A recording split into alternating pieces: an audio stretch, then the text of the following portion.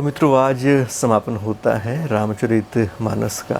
और आज समापन किया है बहुत हर एक कांड से थोड़ा थोड़ा अंश है जो गुरुजी ने यहाँ पर प्रस्तुत किया। इसके समापन के साथ ही मैं ये विश्वास करता हूँ कि मेरे अपने मन में, आप सबके मन में एक राम के प्रति एक हमेशा का एक लगाव, एक गुण पैदा हुआ होगा और वो हमेशा हमारे जीवन की गुणवत्ता को बढ़ाएगा। इसके अलावा मित्रों, एक शुरू से लेके यहाँ तक रामायण को सुनना अपने आप में एक अलग अनुभव था। और गुरुजी ने बहुत सारी जगहों पर जिस तरह से रामायण की हम कथा सुनते आए हैं, उनके बड़े पारंपरिक अर्थ, उनके मीनिंग लेते आए हैं, उनको बिल्कुल नए अर्थ के साथ प्रस्तुत किया है। समय थोड़ा था तो बहुत सारी चीज़ें छोड़नी पड़ी, नहीं तो चीज़ें और विस्तार से हो सकती थी। पर फिर भी जो ओवरऑल जो समझ है रामायण की, जो उसका जो संदेश है, वो तो हमारे तक आता ही है।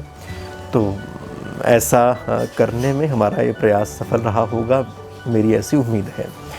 इसके अलावा एक चीज़ और हम सब के सब ये ध्यान में रखें कि जब भी रामायण को पढ़ें, सुनें, समझें तो कुछ चीज़ों के संदर्भ उसमें आते हैं, कुछ जातियों के, वर्णों के, धर्मों के उस तरह से संदर्भ आते हैं।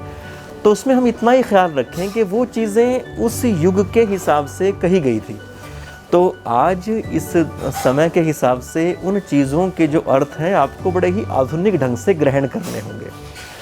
राम न सिर्फ एक इलाके के, किसी एक धर्म के, पूरे विश्व के एक तरह से नेता हैं, सब लोगों के बारे में चिंता करने वाले व्यक्तित्व हैं, वो सबको जोड़ने वाले हैं। तो इन सब चीज़ों का मैं चाहता था कि आखिर में आपसे निवेदन करूं, तो वो किया।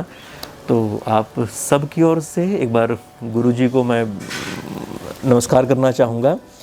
आप सब के मोहब्बत के लिए भी, आप सब के प्यार के लिए भी आपका आभार कि आपने हर वीडियो के बाद जिस तरह से अपनी प्रतिक्रियाएं दी हैं, जिज्ञासाएं दिखाई हैं, उनकी वजह से ही इस सफ़र पर यहाँ तक हम आ सके।